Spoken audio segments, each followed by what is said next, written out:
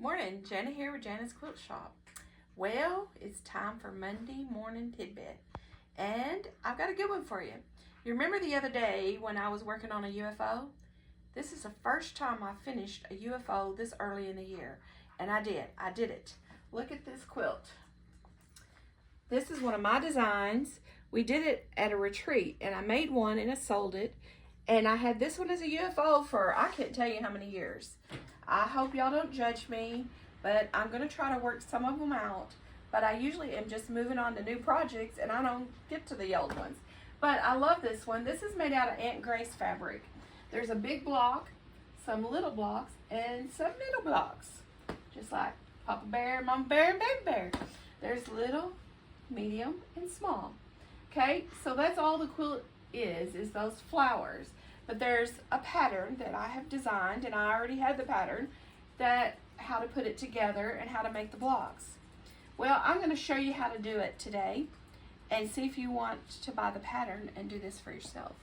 It is a lot of fun, and people made it out of batiks, and it was beautiful. I think Beth did hers out of batiks, and it's so pretty. And there's a lot of different fabrics you could use. You could use, I don't know, some wild prints, and it'd be pretty. You could use solids and it'd be pretty. So this gives you a lot of options. If you hold with me just a second, I'm going to put my phone on here so you can see everything up close and see what I'm doing, okay? So just a second here.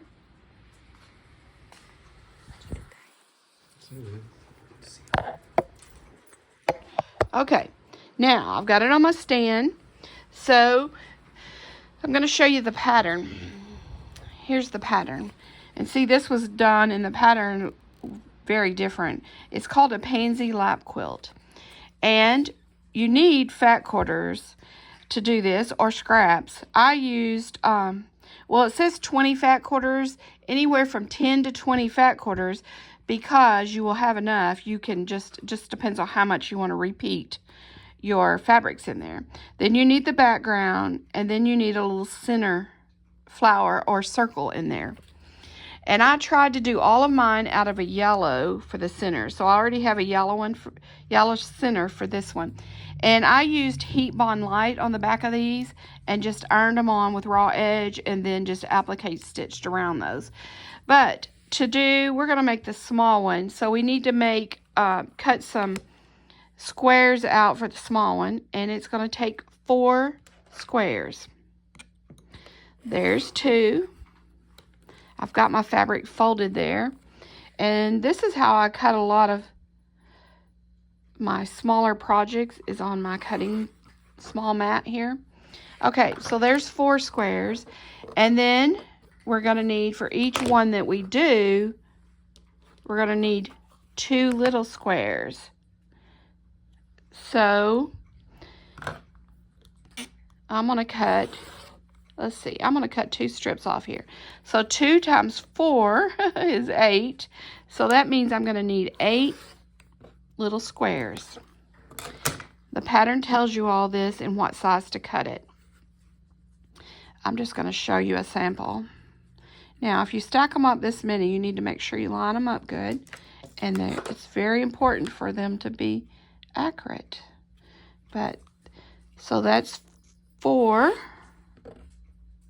Oops, I moved it. Let's get it back together there again. 4, and so I just need 4 more. 4, so that's our 8. We have our 8 little squares, our 4 big ones. So this is the smaller block we're going to do, and you would have to do so many of these, so many of the large, and so many of the medium. So here's one. And you're going to take, I've got tone-on-tone fabric, so I'm going to have to watch the right and wrong side of these. These are very hard to tell on this one. Okay. I got those 2. What I do is I lay it on here. I lay it on the 2 ends. That's the only 2. All 4 of these, we're going to do 2 squares on here on the corners, on these 2 corners. So I am going to stitch from this corner to this corner, from this corner to this corner.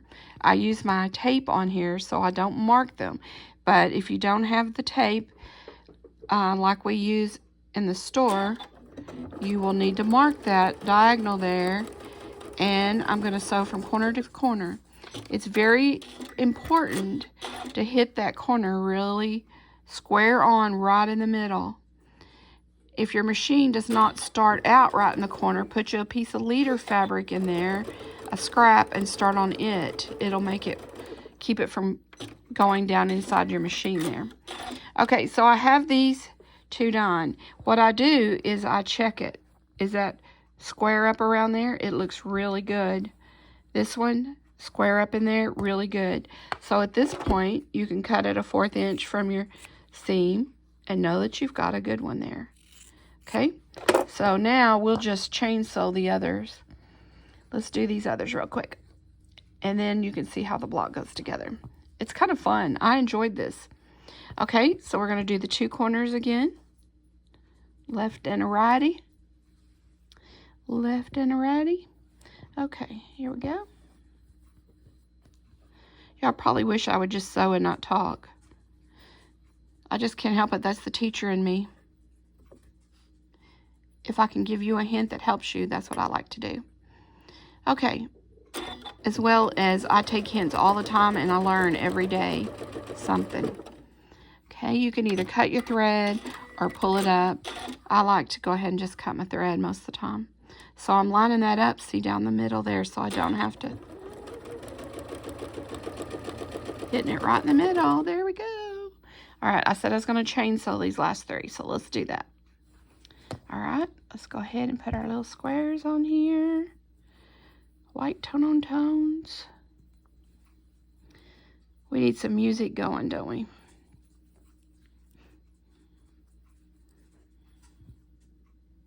My little dogs are running around. If you hear any little paws going, they're running around in the sewing room tonight. I've been to church, and they're waiting on me to play with them for a while. Okay, this one, you know, it's the same corners. Let's see if I can pull this up good. Make sure they're positioned good. There we go. Off to the races. One more here. Left corner, right corner, and if you're doing a bunch of these, what I did was all the large ones, all the small ones, all the medium next, and then the small ones at the same time, and just chain sewed. This seems to make it pass faster and get done quicker. Okay, over here. Oh, I'll let that one slide off. You could put a pin in those. I usually can just move it around with my nail and get it back on track. Okay, here we go.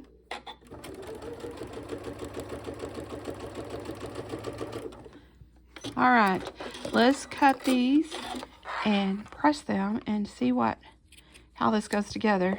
It's not really what you think. I had to play with it a bit to figure it out when I first made this. Take your time and don't get carried away trimming, because you can get too close and then it'll pull out. You don't want that to happen. Okay.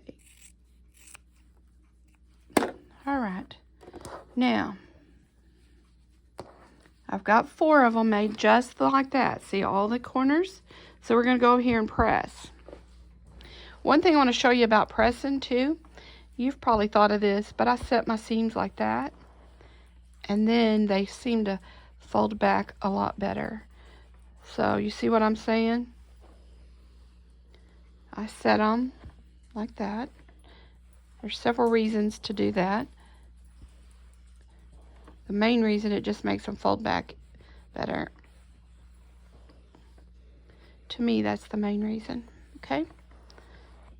All right. Can you guess how these go together? Well, I messed that little booger up there. Oh, here we go. It's a little different trying to do this with the camera in your face. I've had to learn to look a little differently at the blocks. Okay? You don't really have to line this up when you go to sew these together. All right, let's go around here and lay it out on the mat. Get this stuff out of the way. All right, so you lay the first one straight up. Now remember, we're making a flower here. And then you lay the next one over this way. And you lay the next one. So you're taking the bottom side, see what I'm saying, and going around. Over here, the bottom side is to that one. So look, now doesn't it look like a little flower? So you can see the block now. So you don't have anything you have to match up, except you pick this up and sew it together. You're doing it now like a 4-patch. So you sew that. 1/4 inch seam. Then I'm going to, my other one that I just laid out, kept it the same, and I'm going to sew a 1/4 inch seam on it.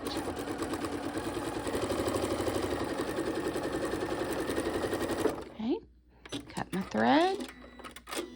Now, you could press your seams one way and then the other, but what I usually do on a 4-patch, I lay it back out like this. And I know I'm going to line that center seam up. So I pick it up and I make sure I turn one to the left and one to the right. I butt that up really good. And if you can't tell, you can turn your seam back like that and see that you've got it butted up really good. I put one of my magic pins in there, just one to hold it. And then I come over here, put this together, and then this is the block. When I get this seam done, I got my block done.